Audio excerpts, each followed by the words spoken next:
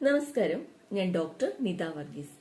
Chia seeds പതിവായി ഉപയോഗിച്ചാൽ നമുക്ക് കിട്ടുന്ന ആരോഗ്യ ഗുണങ്ങൾ എന്ന് പറഞ്ഞൊരു വീഡിയോ ഞാൻ ചെയ്തിരുന്നു. അതിൽ ഒരുപാട് കമന്റ്സുകൾ വന്നിരുന്നു. ഫേസ്ബുക്കിലും അതുപോലെ തന്നെ പേഴ്സണൽ മെസ്സേജസ് ആയിട്ടും വാട്സപ്പിലും ഒക്കെ ഒരുപാട് കമന്റ്സുകളും ഒത്തിരി സംശയങ്ങളൊക്കെ ചോദിച്ച് ഒരുപാട് പേർ അയച്ചിരുന്നു. അപ്പൊ കുറച്ചു പേർക്കൊക്കെ ഞാൻ മറുപടി കൊടുത്തിട്ടുണ്ട്.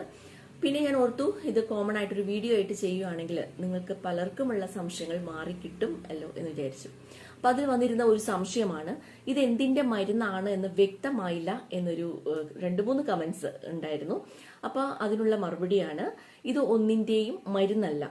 ഒത്തിരി ആരോഗ്യ ഗുണങ്ങളുള്ള നമ്മുടെ ശരീരത്തിന് ആവശ്യമായിട്ടുള്ള ഒത്തിരി വൈറ്റമിൻസും മിനറൽസും അടങ്ങിയിട്ടുള്ള ഒരു ഭക്ഷണമാണ്. അതൊരു സൂപ്പർ ഫുഡായി തന്നെ വിളിക്കാവുന്ന ഒരു കാര്യമാണ്.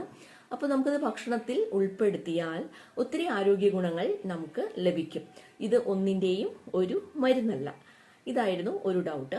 വേറൊരു ഡൗട്ട്, തൈറോയിഡ് രോഗമുള്ളവർക്ക് ഇത് കഴിക്കാമോ എന്നായിരുന്നു ചോദ്യം. അത് തൈറോയിഡ് രോഗമുള്ളവർക്ക് കഴിക്കാം, പക്ഷേ അതിനൊരു കണ്ടീഷൻ ഉണ്ട്. എന്താണെന്ന് വെച്ചാൽ ഇത് ഒത്തിരി ധാരാളം ഫൈബേഴ്സ് അടങ്ങിയ ഒരു ഫുഡാണ് ചിയ സീഡ്സ് എന്ന് പറയുന്നത്. അപ്പൊ ധാരാളം ഫൈബേഴ്സ് അടങ്ങിയ ഫുഡ് കഴിക്കുമ്പോൾ, അതായത് തൈറോയിഡ് രോഗമുള്ളവർ അവരുടെ മരുന്ന് കഴിക്കുമ്പോൾ ഉടനെ തന്നെ ചിയ സീഡ്സ് കഴിക്കുകയാണെങ്കിൽ ആ മരുന്നിന്റെ ആഗിരണം ചെയ്യുന്നതിന്റെ ഇത് കുറഞ്ഞു വരാം. അതുകൊണ്ട് കുറച്ച് ഒരു ഗ്യാപ്പ് ഇടേണ്ടത് അത്യാവശ്യമാണ്.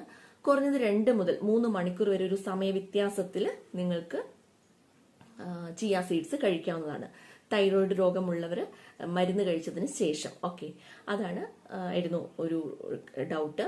പിന്നെ ഒരു കമന്റ് വന്നിരുന്നത്, BP കുറയുമോ, ഇത് കഴിച്ചാൽ BP കുറയുമോ എന്നൊരു ചോദ്യം ഉണ്ടായിരുന്നു. ഇത് ഞാൻ ആദ്യം പറഞ്ഞതുപോലെ തന്നെ ഒന്നിന്റെയും മരുന്നല്ല. ഇപ്പൊ BP ഉള്ളവര്, രക്തസമ്മർദ്ദം കൂടുതലുള്ളവർക്ക് മരുന്നിന് പകരമായിട്ട് കഴിക്കാവുന്ന ഒരു കാര്യമല്ല ചിയ സീഡ്സ്. നമ്മുടെ ഭക്ഷണത്തിൽ ഉൾപ്പെടുത്താം. രക്തസമ്മർദ്ദം കുറയ്ക്കാനുള്ള എല്ലാ പോഷക ഘടകങ്ങളും അതിലുണ്ട്.